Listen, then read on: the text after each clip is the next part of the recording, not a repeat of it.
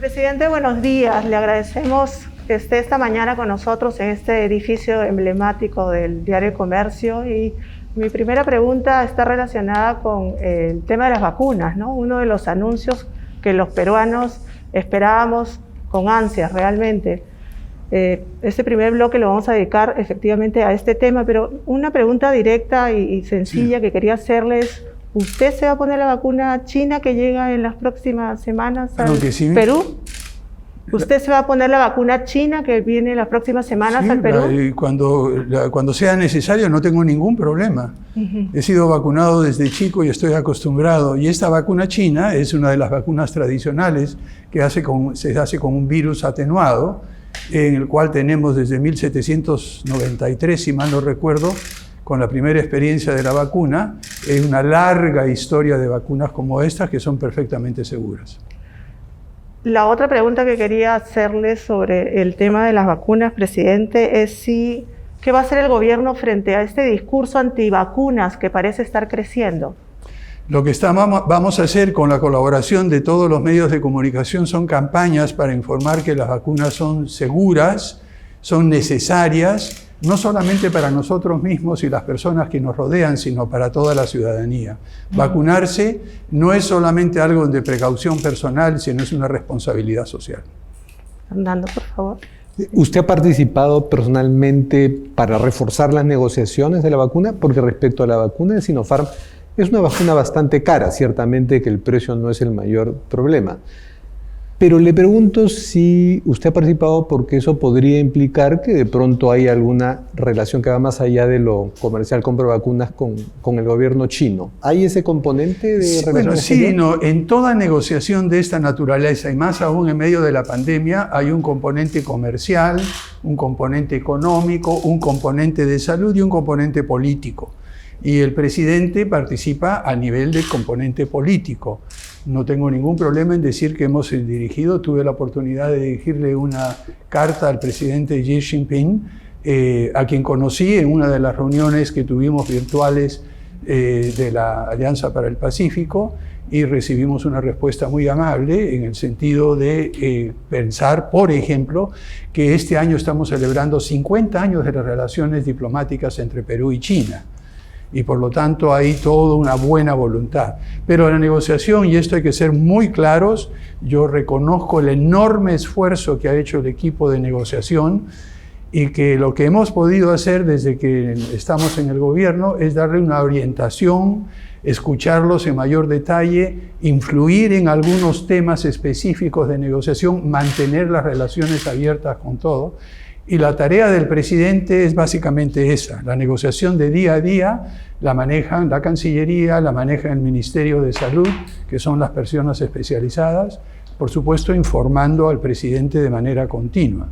El presidente da la orientación política y el apoyo que se requiere. En el caso de Pfizer, trascendió que habían unas cláusulas muy abusivas que implicaban problemas para la soberanía del Perú. ¿Usted estuvo al tanto de eso y estuvo de acuerdo con que no se firmara por esa razón? Mire, uno tiene que empezar a ver estas cosas de una manera serena y tranquila.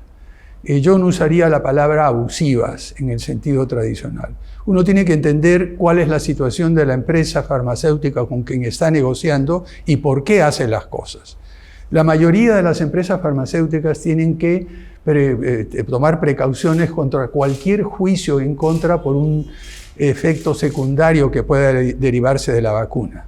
Nosotros estamos en una situación muy especial, Fernando.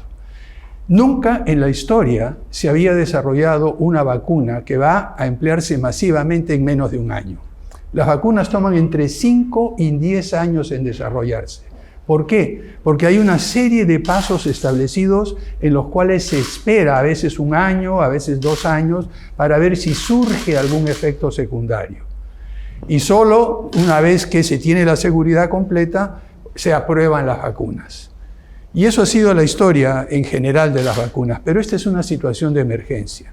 Lo que están haciendo las empresas que desarrollan las vacunas y los gobiernos que apoyan es acelerar el proceso, que tarda muchísimo, hacerlo en menos de un año.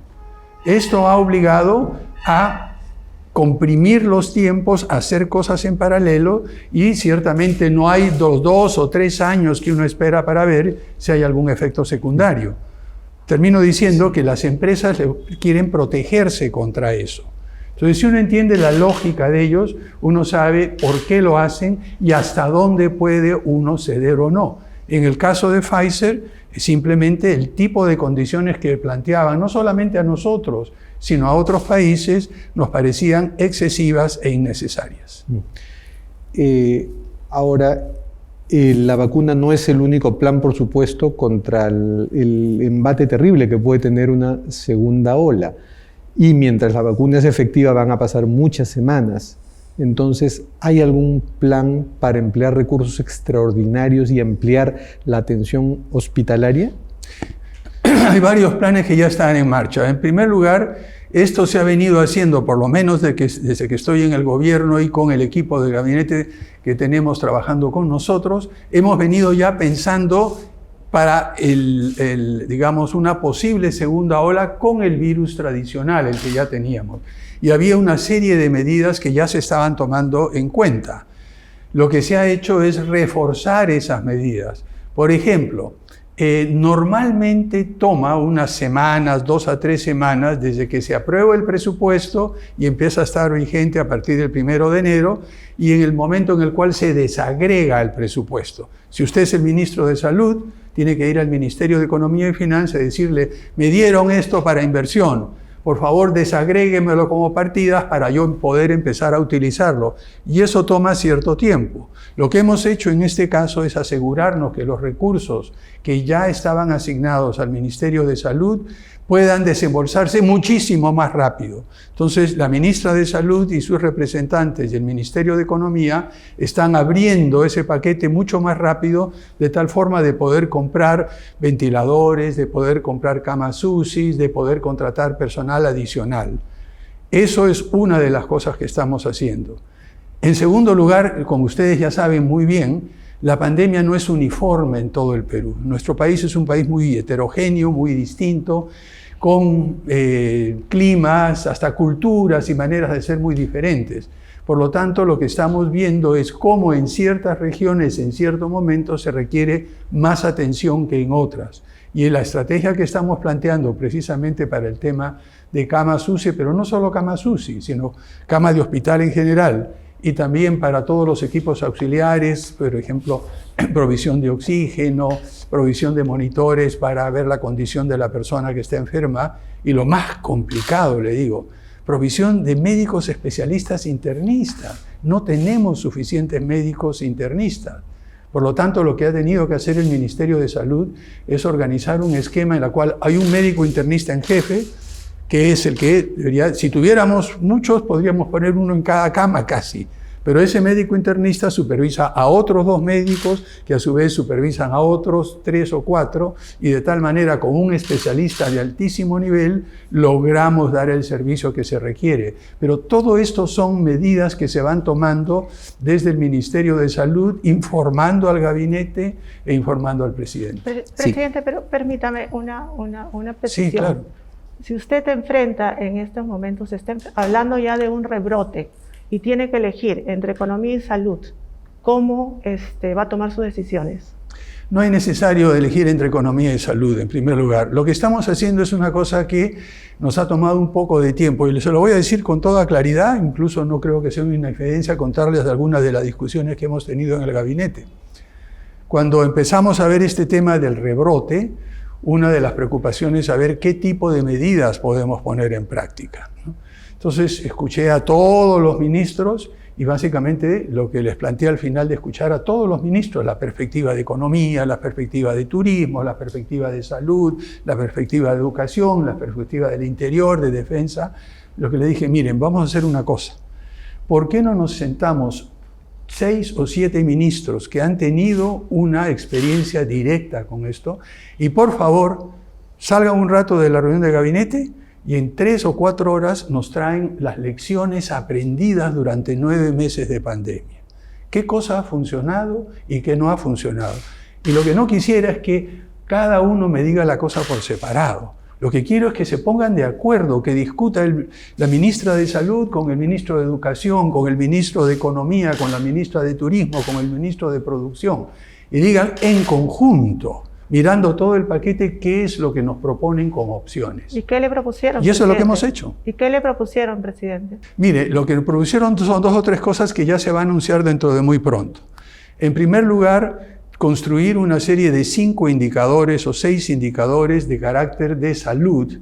Por ejemplo, el número de infectados, el número de cama UCI, en fin, todos los temas que ya conocemos, pero puestos ya en conjunto para poder tener una visión clara de qué es lo que sucede en salud, pero no a nivel nacional, ¿verdad?, sino a nivel regional.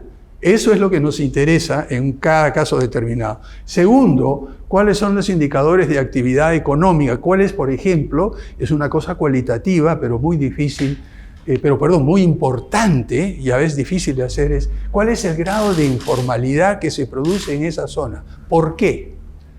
Porque si estamos, me permite terminar, sí, si estamos en un cierto alto grado de informalidad, esas personas van a tener que salir todos los días.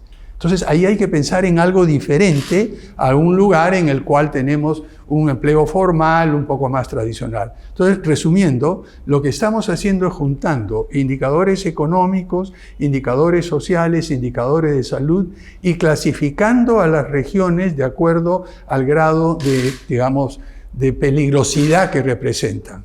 Y las medidas que se toman tienen que ver con cada uno de esos temas y se van a anunciar muy pronto. Tenemos una pequeña matriz en la cual ponemos los indicadores, ponemos las diferentes regiones del país, ponemos los valores y dependiendo del valor que sale, sale blanco, anaranjado o rojo. Y dependiendo si es blanco, anaranjado o rojo, se ponen en práctica un conjunto de medidas u otro conjunto de medidas. Y eso lo va a saber muy pronto la ciudadanía. Presidente, disculpe, solo una precisión en ese sentido. ¿Estas medidas incluyen un posible retorno a una cuarentena? Retorno a la cuarentena es una, digamos, opción extrema todavía, por lo menos en lo que estamos viendo por el momento, no está inmediatamente, pero vamos a ver un tema interesante. ¿Cómo es que tomamos decisiones sobre esto?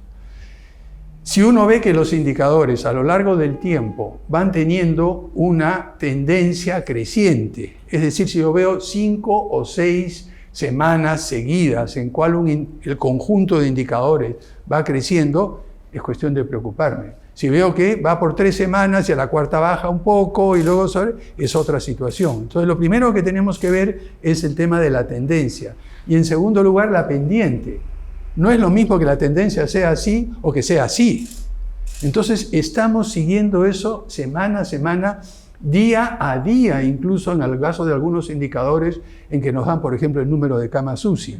Entonces, lo que estamos preparando y vamos a ofrecerle a la ciudadanía algo que va a ser totalmente transparente para que tengan una idea de cómo es que se toman decisiones, no porque se le ocurrió al presidente o a la ministra, sino porque hemos examinado la evidencia, la hemos procesado y tomamos decisiones que vamos a comunicar a la ciudadanía. Pero no se descarta la cuarentena. ¿Perdón? No se descarta por el momento un eventual retorno a una cuarentena. Bueno, mire, si volvemos a una situación terrible como la que tuvimos en junio del año pasado, que teníamos una pendiente así y llegamos al nivel más alto de infectados, pero yo confío que eso no va a suceder. En gran medida, no depende solo de lo que hagamos en el gobierno, depende de lo que hagamos todos nosotros.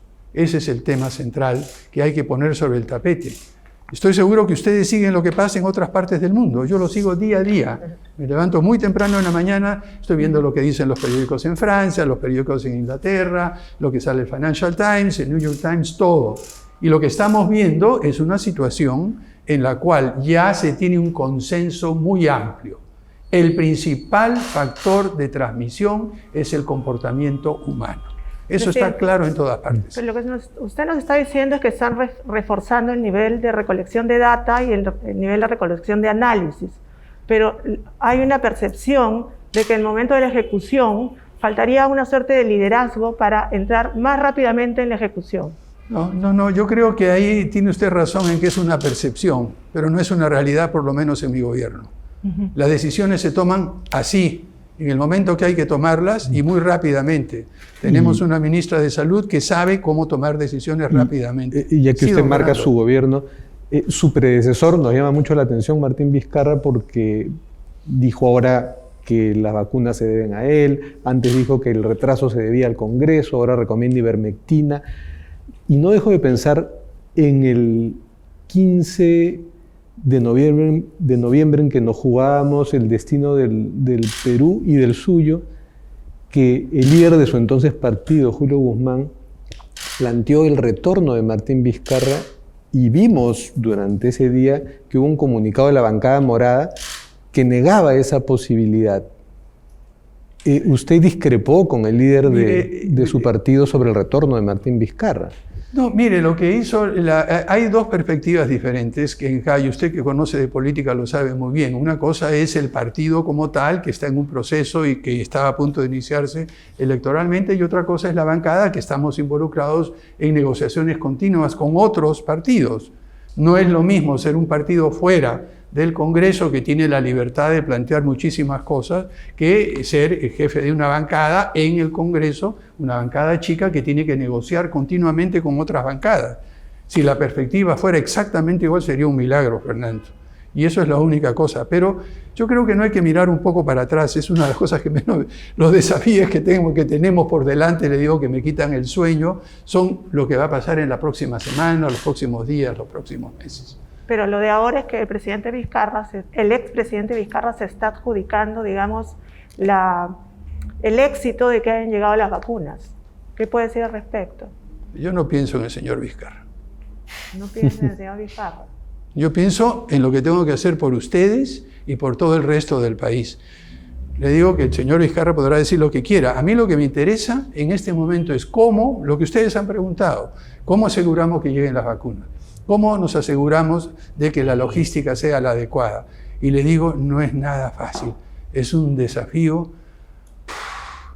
La logística de entregar esa vacuna, yo nuevamente, como les digo, lo sigo lo que sucede en otras partes del mundo. Todos han fracasado, todos. Y no porque no quieran, es porque es un problema muchísimo más complicado del que fue el desembarco en Normandía en esa época, ¿no? Entonces, eso es lo que me preocupa, mire usted, señora Pero Rosales. lo que pasa es que se piensa en Vizcarra porque usted tiene en el gabinete a una ministra de Salud que acompañó a Vizcarra en toda la gestión de la pandemia. Entonces, algunas personas dicen, ¿cómo así sigue en el gabinete una persona que no logró traer las vacunas y ahora que ya están las vacunas? O sea, la continuidad de la ministra debería... ¿Puedo usar una analogía futbolística? Sí, claro. Usted puede tener al mejor jugador del mundo, si tiene un mal director técnico no saca nada de él. La gracia de un presidente y el tipo de liderazgo depende de cómo hace que cada uno de los jugadores, en primer lugar, no juegue solito, sino juegue en equipo y que piensen en ganar como equipo. Y hay una diferencia, y lo hemos visto en otro lugar. La ministra Massetti es una persona excelente. Yo no sé cuál era el estilo de gobierno o de conducción de cualquiera de los que me han precedido, pero lo que le puedo decir es que el tipo de trabajo que estamos haciendo en el gabinete está sacando lo mejor de cada uno de los miembros que he tenido la suerte y el privilegio de convocar.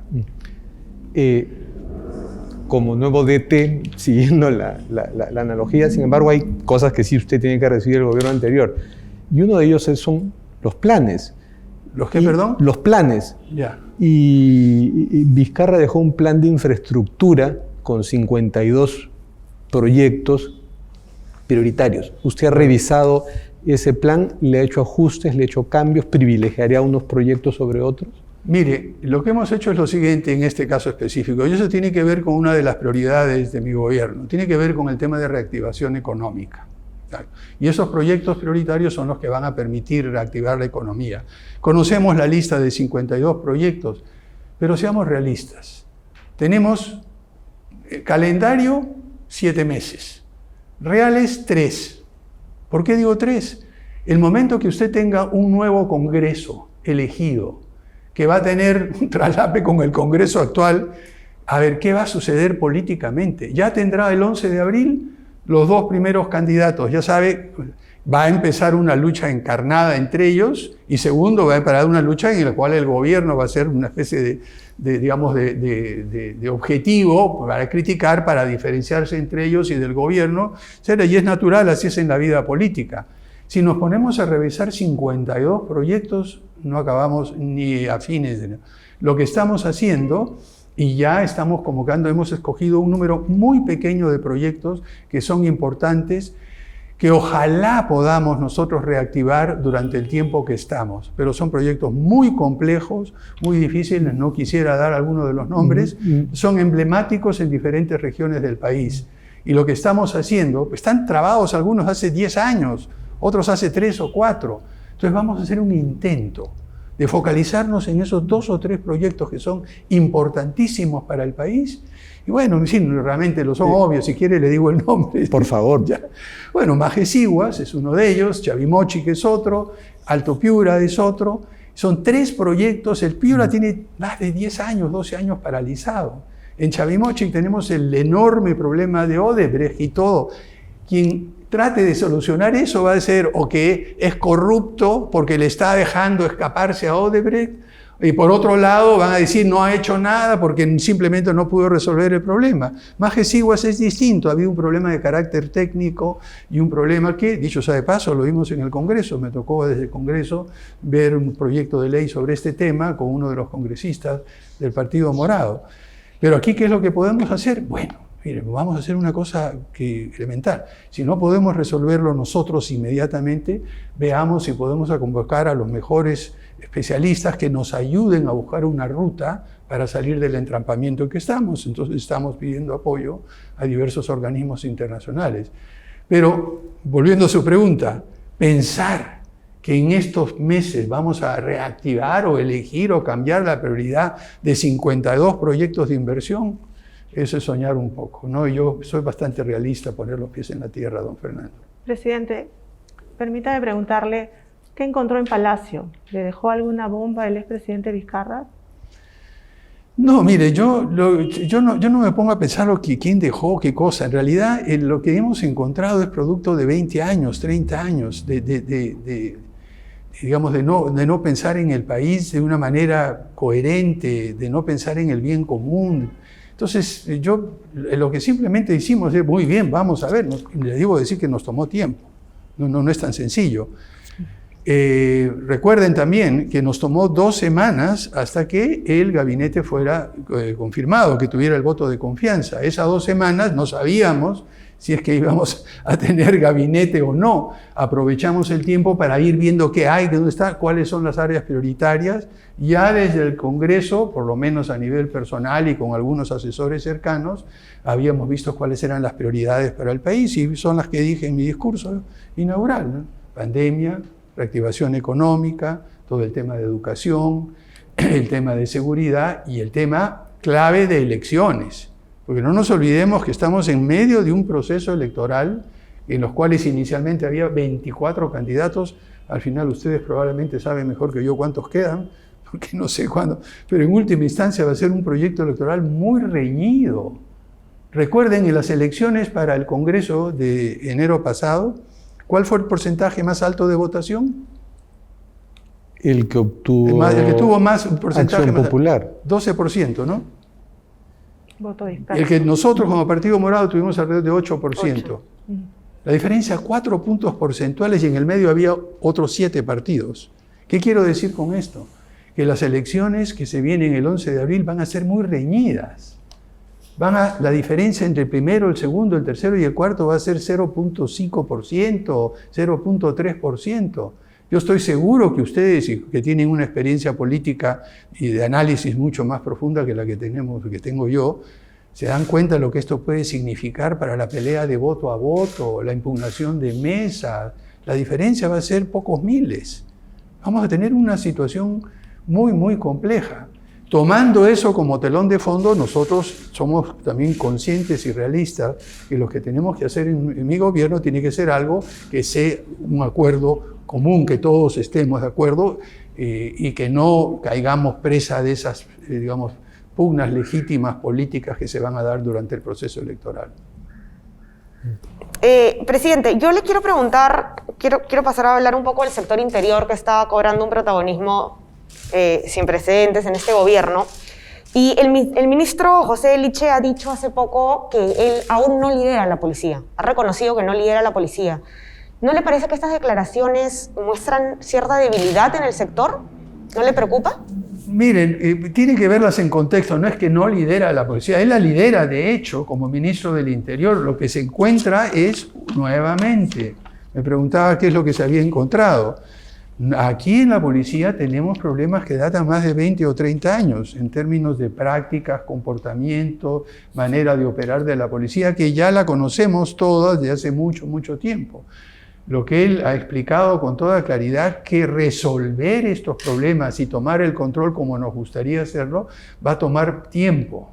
Y va a tomar un tiempo probablemente mayor al que tengamos en el gobierno. Una reforma policial no se hace en 3 meses o 2 meses o mes y medio cambiando un ministro u otro.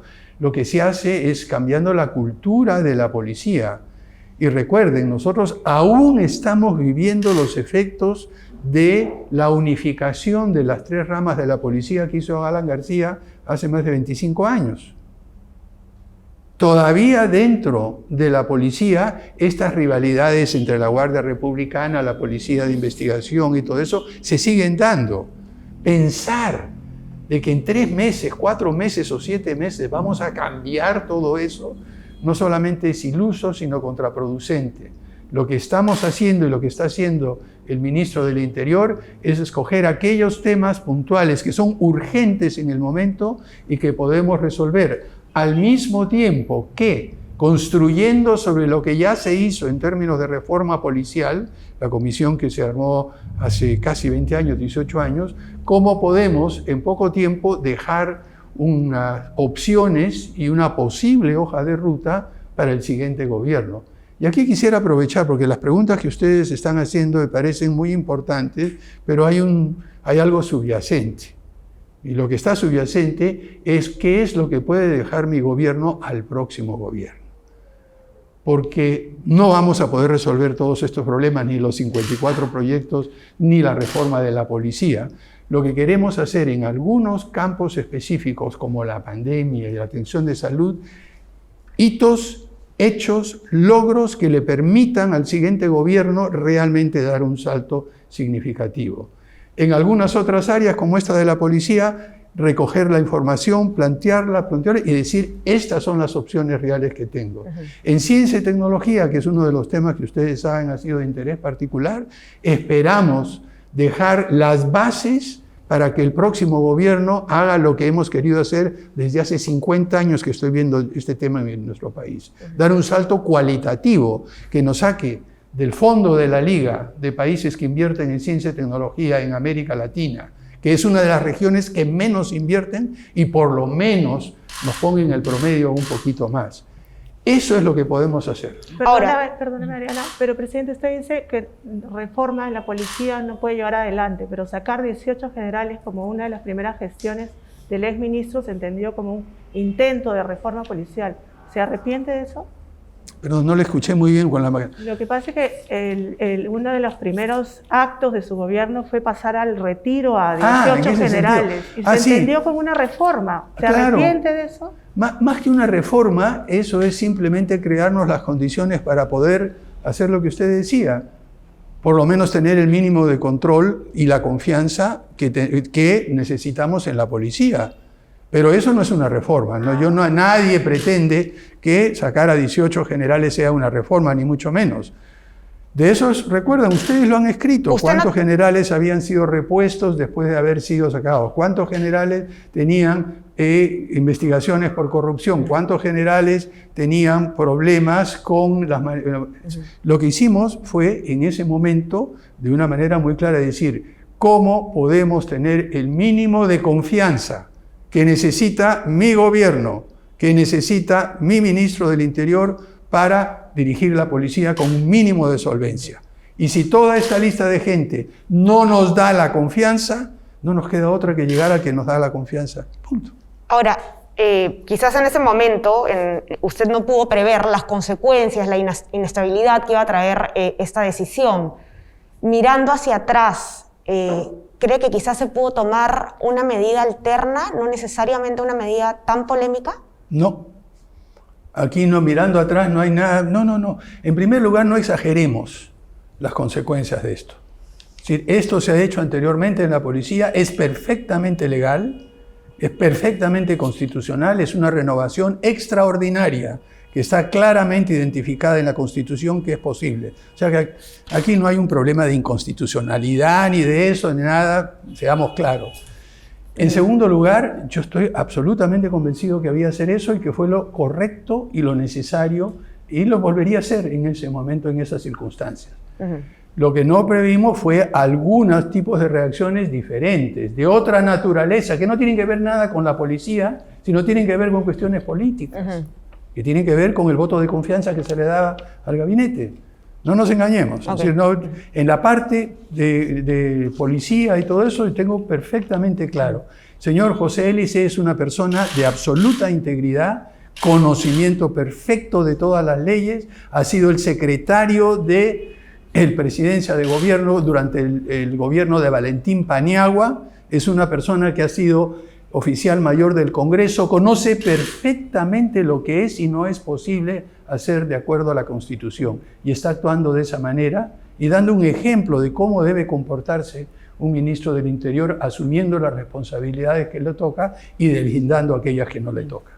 Ahora, es cierto que su gobierno no va a tener tiempo pues, para solucionar todos los problemas que venimos comentando, pero hay un problema que sí va a tener que enfrentar porque en el corto plazo, porque lo estamos viendo, que es el tema justamente de la conflictividad social.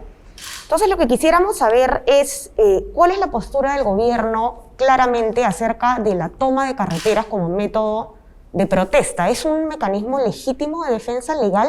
Bueno, sobre esto hay varios puntos de vista y aquí entramos en un tema de grises que los constitucionalistas y los abogados debaten.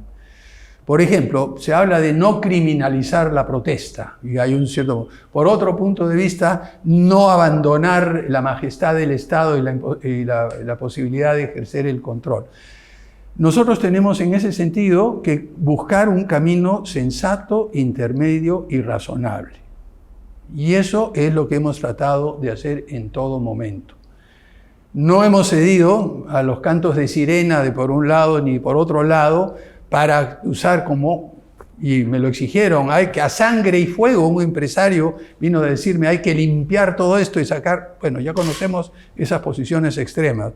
O la otra, hay que castigar a los empresarios explotadores. No estamos en ese esquema. Nuestra posición fue muy clara, mantengamos las protestas dentro de un marco razonable que el propio Tribunal Constitucional ha indicado de que es posible mantener. Cuando pasan de ese nivel, allí hay que empezar a actuar como lo hemos hecho en Trujillo. ¿Cuál es el límite? ¿Perdón? ¿Cuál es el límite? ¿Cuál es ese nivel? ¿Cuándo se pasa ese nivel y se autoriza a que se use la fuerza? No hay ninguna definición. Eso, si yo le dijera una cosa general, estaría actuando de manera errada. Cada conflicto es diferente. Cada comportamiento de los dirigentes es diferente. Cada reacción de los trabajadores y de los empresarios y de las autoridades locales es diferente. Yo no le puedo decir que en todo momento y circunstancia voy a hacer esto. Lo que hace mi gobierno y lo que hacemos es ver la realidad, las cosas como son. No venimos con una plantilla ideal y decir esto es lo que hay que hacer en todas partes. Se ve, como lo hacemos en el caso de la pandemia, la situación local, por qué se produjo, por qué han ido 3 ministros al norte, porque están viendo todo el conjunto de problemas que tienen. No es solo un problema laboral, es un problema social, es un problema de vivienda, es un problema de trabajadores pasándose hora y media de ida y hora y media de vuelta para llegar al lugar de trabajo y trabajar 8 a 10 horas. Entonces, uno tiene que ver todo eso. Le voy a decir yo, en ese lugar voy a entrar a sangre y fuego porque se pasó la línea y un protestante tiró una piedra e hirió a un policía, y entonces hay que entrar con el ejército como me exigieron. Pero quizás los policías debieran saber cuándo están autorizados justamente a hacer uso de la fuerza para evitar estos ya problemas. Esas reglas están establecidas. Aquí no hay que hacer cuándo. El manual está escrito, está dicho en qué momento, cuál es el uso proporcional de la fuerza. Todo eso está en protocolos que están aprobados y difundidos por toda la policía. La gran mayoría de policías, el porcentaje casi 100% lo respeta. Hay otros que no. y a esos que no lo respetan, lo que ya ha establecido por las autoridades de la propia policía y refrendado políticamente por el ministro y por el gobierno, el quien no actúa de acuerdo a eso es sancionado. Pero no es que hay que inventar, Ariana, eso ya está establecido y los protocolos vienen de hace un buen tiempo y lo que tenemos que hacer es que asegurarnos que la policía se comporte de acuerdo a esos protocolos. Pero también, y es aquí una cosa que no podemos dejar de lado, hay responsabilidad de dirigentes, y valga la contradicción, de responsabilidad de dirigentes irresponsables, que incitan a la violencia sabiendo las consecuencias y que por razones ya sea de conveniencia política o de interés particular o ideología, simplemente dejan de lado las consecuencias fatales que puede tener azuzar. Lo hemos visto en Estados Unidos. Lo que me querían amigos de Estados Unidos, lo que hemos visto ahora en Washington es peor a lo que sucedió en Trujillo. Hemos visto un presidente que incita a la violencia.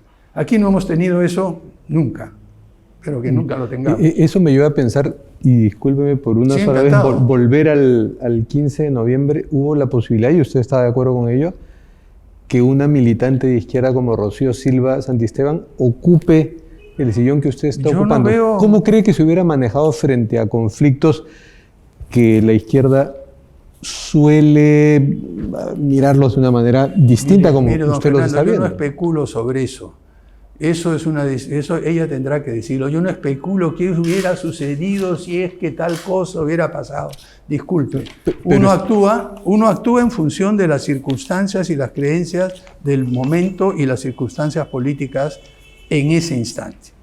Pero no me venga usted a preguntar cómo cree usted que hubiera actuado tal persona si se hubiera dado 3 meses después este conflicto. No, lo que le preguntaba era su reflexión, porque usted estuvo de acuerdo con que ella fuese la presidenta. Yo creo que era una país. opción mucho mejor de las otras opciones que se tenían.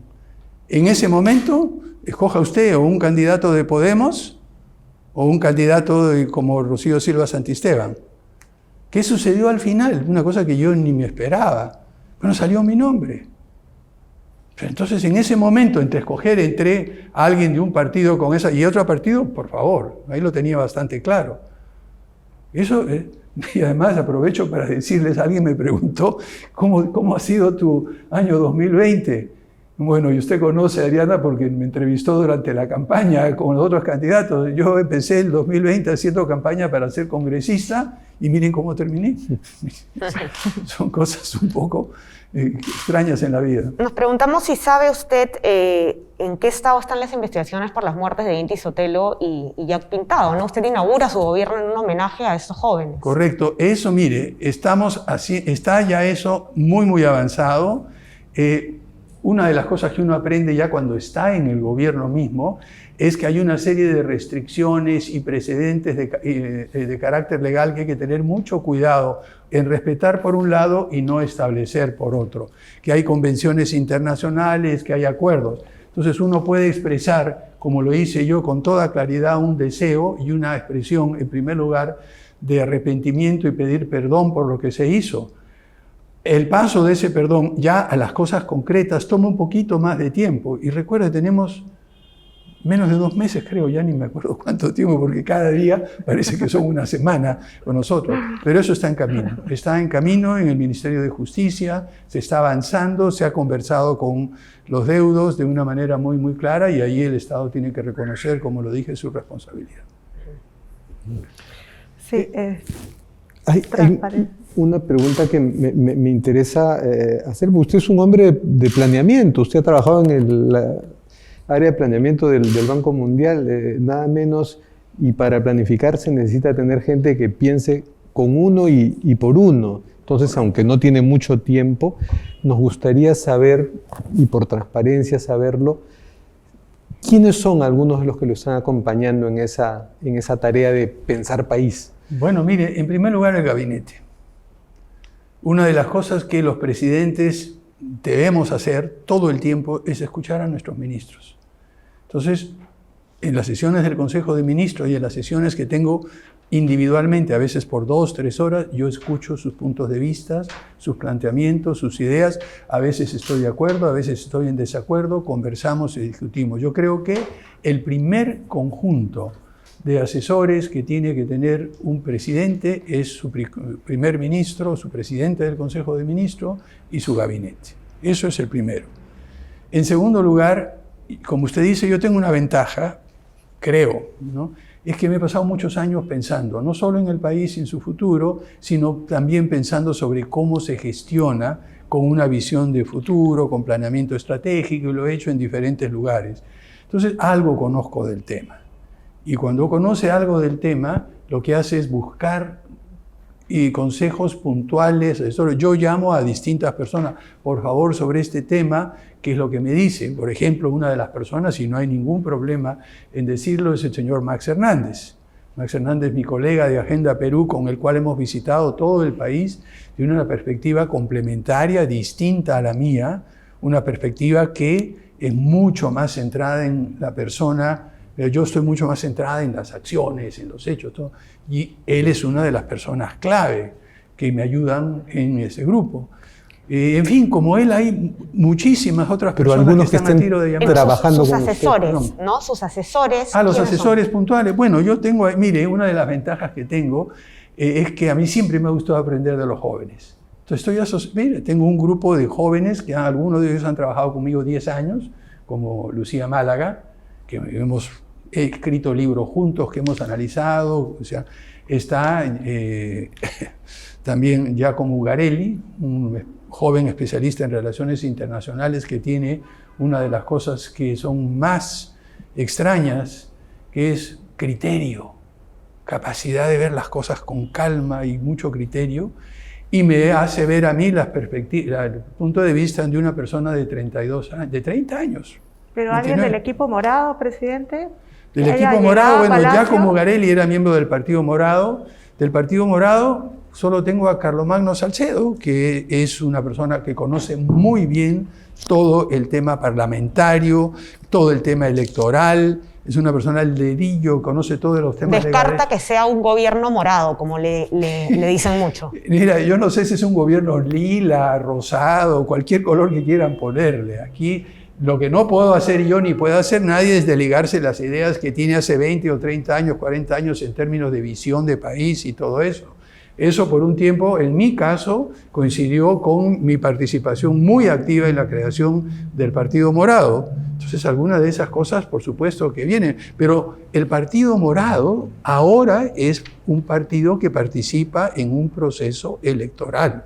El gobierno es totalmente neutro y hemos expresado eso. Hemos dado una directiva para que nadie no pueda tomar posición en uno u otro sentido, y en ese mantenemos la independencia. Pero le puedo decir, digamos, algunas de las cosas que hacemos, podría decir usted que es un gobierno que toma en cuenta los ideales de Valentín Paniagua, por ejemplo, o de don Fernando Belaúnde Terry, con quien tuve el privilegio de tener una amistad muy cercana, o de Paco Miro Quesada. ¿Eso me hace un gobierno populista? ¿Es un populista? No, lo que quiero decir es que en el gobierno, en este momento, tenemos una visión centrada en transición y emergencia. Es un gobierno independiente en el sentido que no tenemos bancada, lo que es en algunos casos una desventaja, que ustedes lo conocen y usted lo ha hecho notar en varias oportunidades, Fernando, ¿no? Que no tenemos ese tipo de apoyo. Presidente. Pero Mariana, no es un gobierno del Partido Morado. Presidente, permítame, por favor, trasladarle 2 preguntas de nuestros suscriptores del Diario de Comercio, que hicimos una convocatoria atendiendo que lo íbamos a tener aquí en el diario. Alberto Montán Vidal. Su pregunta es, ¿qué piensa sobre la constitucionalidad o inconstitucionalidad del reglamento que autoriza a la SUNAT a invadir el secreto bancario? Mire, esto es un tema... primero, yo no pienso sobre inconstitucionalidad o constitucionalidad. Yo no soy un constitucionalista. O sea que lo que piense yo como constitucionalidad o inconstitucionalidad es prácticamente irrelevante. Lo que sí pienso, y lo conozco porque lo he visto en la OCDE, entre las cosas que he tenido la oportunidad de hacer es en 1970 fui a mi primera reunión a la OCDE. Conozco los detalles, lo que hacen, cómo opera. Y uno de los temas que plantea es la posibilidad de acceder a información sobre cuentas bancarias, y eso es estándar en otras partes del mundo. Yo no veo por qué algunas personas se rasgan las vestiduras. Si es constitucional o no, que lo decidan los constitucionalistas. Si es razonable o no, sí, me parece razonable. Yo no veo ningún problema en tener ese tipo de información. A mí no me preocupa, yo he declarado mis bienes y todo, y estoy seguro que ustedes lo han hecho. ¿Qué tenemos que ocultar? Una segunda pregunta de un suscriptor del Diario de Comercio, de Carlos Hoyos Bertis. ¿Cuál es su visión del Perú para los próximos 20 años? ¿Qué país del mundo tomaría como ejemplo? Ninguno del otro mundo. El Perú tiene posibilidades extraordinarias que no tienen otros países. No hay ningún país del mundo que tenga una extraordinaria diversidad de recursos naturales como lo tenemos nosotros. Tenemos 85 de las 107 zonas ecológicas posibles del mundo. Tenemos una variedad y una diversidad biológica y ecológica absolutamente envidiable. Diversidad y una gran variedad de recursos minerales. El Perú ha sido por excelencia un país polimetálico. Otros países tienen minas que son solo cobre o plomo. El Perú en cada mina tiene de todo. Un país que tiene recursos de agua, recursos de energía, que tiene suelos, que tiene bosques, que tiene pesquería. Tenemos cosas que no...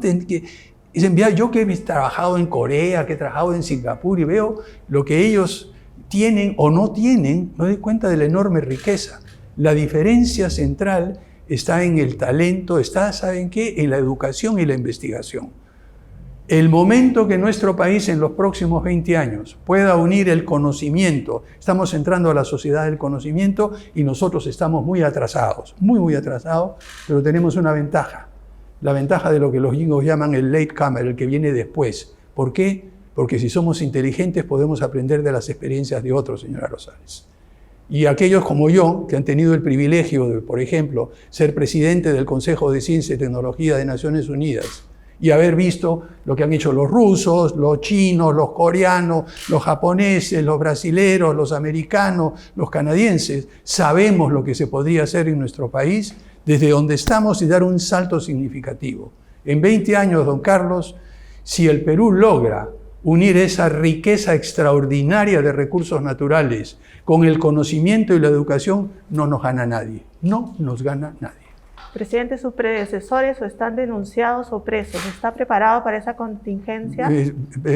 Sus predecesores. ¿Denunciados por qué? Fujimori, Kuczynski, todos han tenido... ¿Y por qué están denunciados? Por gestión, la mayoría. No, por corrupción, ¿no es así? Sí. Bueno, lo que le puedo decir absolutamente que este gobierno va a hacer lo que... ¿Recuerdan ustedes a Frejolito, nuestro querido alcalde, claro, cuando Humberto Martínez Morosini, a quien todos ustedes conocieron un día, le hizo la pregunta, ¿y usted, don Alfonso, todavía cree en la revolución? Mi querido amigo Alfonso Barrantes le dijo, mire, señor Martínez Morosini, el hacer un gobierno honesto ya sería una revolución. Y en ese sentido, no tengo el más mínimo problema ni miedo, voy a salir exactamente como salimos y todos mis ministros también. Si me acusan, no sé por qué me podrán acusar. Me habrán acusado de tener la buena voluntad de hacer lo que se puede en un país, pero no tengo ningún temor en ese sentido, señora Rosales. Volviendo al pasado, usted no quiso entrar mucho al pasado, pero su antecesor encontró o tuvo un asistente que lo grabó, hubo una serie de circunstancias complicadas ahí dentro de su despacho presidencial, el que ahora es su despacho presidencial. ¿Ha hecho un barrido en su despacho? ¿Ha hecho algo especial mire, para protegerse? No tengo de protegerme de la gente en quien confío. Y en segundo lugar, nosotros no estamos haciendo absolutamente nada indebido. Si no se hace público es porque son materias de políticas que pueden tener un impacto, pero tarde o temprano se van a hacer públicos. O sea, no tengo ningún problema en eso. Más adelante, si quieran, alguien haya grabado y saca adelante cualquier cosa, se va a aburrir tremendamente porque lo único que va a encontrar son temas de trabajo vinculados al desarrollo y al futuro de nuestro país, nada más que eso. Fernando. En fin, no sé si Yo estoy. hay alguna Muchas pregunta gracias. más. Muchas presidente. Bueno, gracias. yo les agradezco. Lo único que quisiera, si me permiten terminar diciendo, lo que queremos dejar como legado de este gobierno, del gobierno de transición y emergencia que tengo el honor de dirigir, es poder demostrarle a la ciudadanía que el Perú se puede gobernar bien, honestamente, de manera transparente, con buena voluntad y pensando en el bien común. Y que la ciudadanía entienda de que el buen gobierno, el gobierno nuestro, sí es posible.